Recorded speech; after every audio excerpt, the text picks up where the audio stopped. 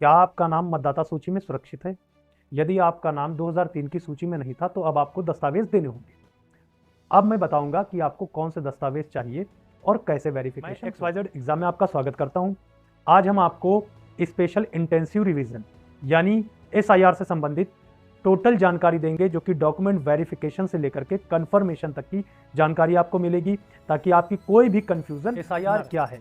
Special intensive revision यानी voter list का एकदम गहन पुनरीक्षण। इलेक्शन कमीशन ऑफ इंडिया ने 2003 की वोटर लिस्ट को एकदम बेस माना है। ठीक है, यदि आपका नाम 2003 की सूची में नहीं था या बाद में शामिल हुए हैं तो नए दस्तावेज प्रमाण देने होंगे। इलेक्शन कमीशन ऑफ इंडिया ने मान्य दस्तावेजों की सूची जारी की है। बाद में आधार कार्ड को भी 12वां दस्तावेज का नाम 2003 की सूची में था, सामान्यतः उनको कोई भी दस्तावेज देने की जरूरत नहीं है।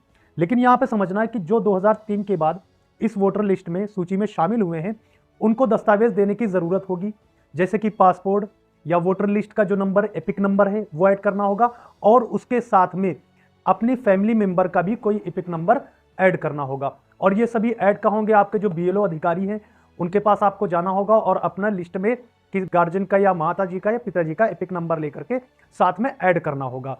तो जो भी नए शामिल हुए हैं 2003 के बाद से, सिर्फ उन्हीं के लिए ये वेरिफिकेशन चल रहा है। यहां पर कोई भी नया आई कार्ड नहीं बनाया जा रहा है। जितने भी 2003 के बाद में लिस्ट में ऐड किए गए हैं सूची में, सिर्फ उन्हीं के लिए ये वेरिफिकेशन चल रहा है। ठीक है, तो यहाँ पे कोई भी फॉर्म भरने की जरूरत नहीं है। यहाँ पे वेरिफिकेशन सिर्फ BLO अधिकारी के थ्रू होगा।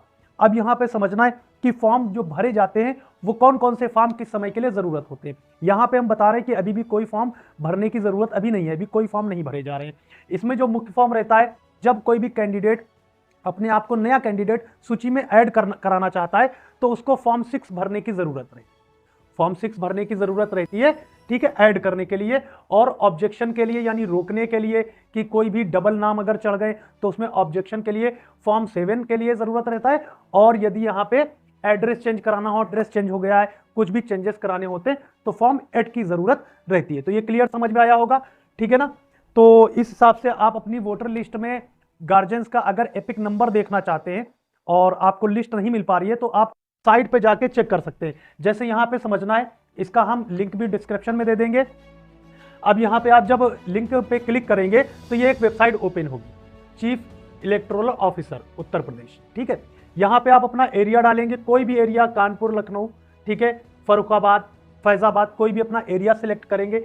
एरिया सिलेक्ट करने के बाद आप यहाँ पर विधानसभा सिलेक्ट करेंगे। जब विधानसभा आप सिलेक्ट करेंगे तो वहां पे लिस्ट मिल जाएगी। आप उस सूची को डाउनलोड भी कर सकते हैं। डाउनलोड करने के बाद आप एपिक नंबर सर्च कर सकते हैं, देख सकते हैं कि हमारा एपिक नंबर हमारे गार्जियन का कौन सा है। वो एपिक नंबर आपको अपने साथ में फॉर्म में फिल करना होगा। तो ये आपका टोटल वेरिफिकेशन हो जाएगा यदि 2003 के बाद में अगर आप शामिल हुए। और अगर 2003 से पहले तो आपको कोई भी डॉक्यूमेंट या कोई भी वेरिफिकेशन की जरूरत नहीं है।